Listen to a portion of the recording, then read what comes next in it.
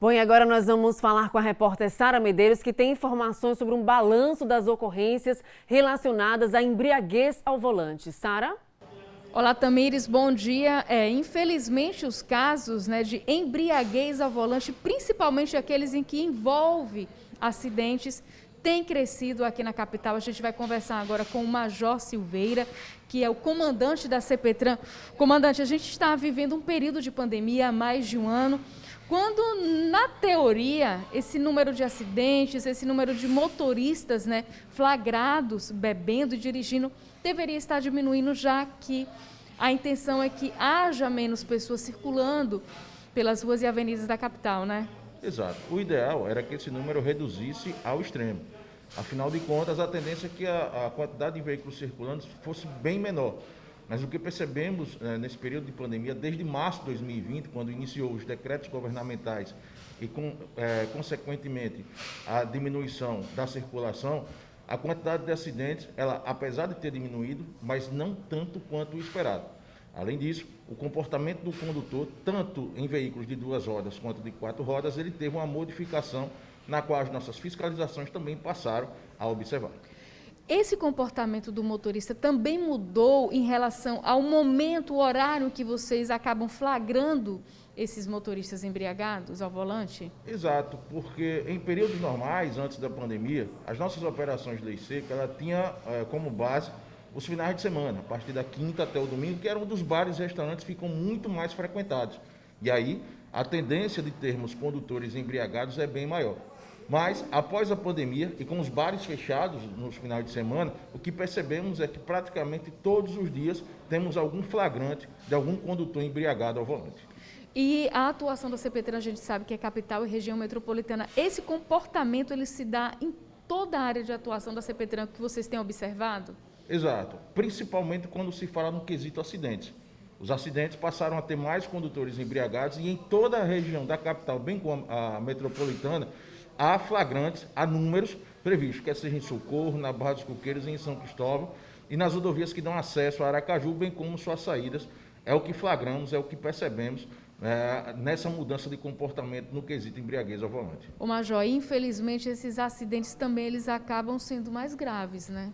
Além de mais graves, e isso foi perceptível pela legislação, afinal de contas, desde 2018, aquele condutor que se envolve em acidente embriagado perde o direito à fiança na delegacia, por exemplo. O crime passou a ser qualificado pela embriaguez.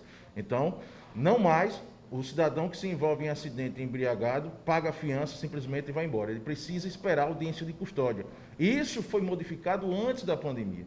E vários foram os casos, de março de 2020 para cá, de motoristas que se envolverem em acidentes embriagados, inclusive, por hora, lesionando uma pessoa, até mesmo tirando vidas de pessoas que se envolverem em acidente.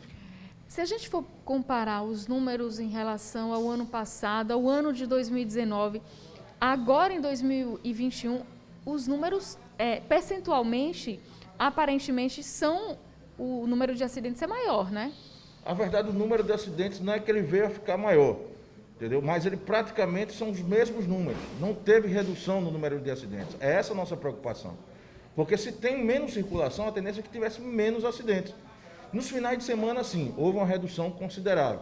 Afinal de contas, durante muitos finais de semana não tivemos bares e restaurantes abertos. Isso é ruim para todos, mas o comportamento ele modificou em relação a esse condutor. Agora, durante a semana, os acidentes eles são enquadrados, principalmente durante a noite, ou seja, após a vida noturna, onde há uma tendência das pessoas irem a bares e restaurantes. Então, não mais durante o final de semana, mas as pessoas estão frequentando os bares e restaurantes durante a noite pela semana.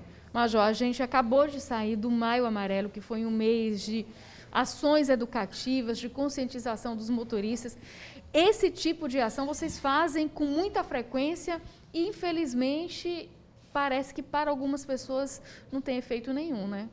Na verdade, a educação no trânsito é a principal arma que nós temos. Afinal de contas, de cada 10 acidentes que são registrados, 9 é comprovado que foi alguma imprudência ou negligência do próprio condutor. Então, a educação no trânsito ela se faz necessária para que haja conscientização e, consequentemente, uma redução dos acidentes. Se cada acidente fosse observado que o comportamento do condutor foi primordial para que acontecesse, e esse condutor tivesse a consciência e a prudência naquele momento, o acidente poderia ser evitado. É a mensagem que deixamos no Maio Amarelo, porque não só o Maio Amarelo, durante todo o ano, mas o Maio Amarelo é a união, é a integração entre as forças municipais, estaduais e federais para tentar alertar a população sobre o que ocorre nos acidentes de trânsito. Afinal, ainda assim, morrem muitas pessoas no trânsito no Brasil. Vamos aproveitar só para a gente encerrar essa entrevista, né? Já que a gente está já no início do mês de junho, vocês estão fazendo esse balanço, né, desse Maio Amarelo. Qual foi o balanço até o momento? Positivo? O balanço é sempre positivo, porque a gente, apesar do período de pandemia, mas a gente tentou incrementar uma informação, a mostragem de números estatísticos, mostragem de imagens de acidentes que ocorreram durante todo o ano passado. Porque há uma impactação do condutor quando ele percebe os acidentes. Mas o trânsito ele tem um problema sério. A pessoa só começa a ter consciência depois que acontece com ele mesmo ou então com algum parente. Desta forma, a educação para o trânsito, a prevenção, ela sempre vem antes da fiscalização, porque não há prevenção sem ter uma pós-fiscalização também, para que haja, dentro do condutor, aquela conscientização de que o trânsito é responsabilidade de todos. Major, muito obrigada pela entrevista, pelas informações prestadas. Tamires,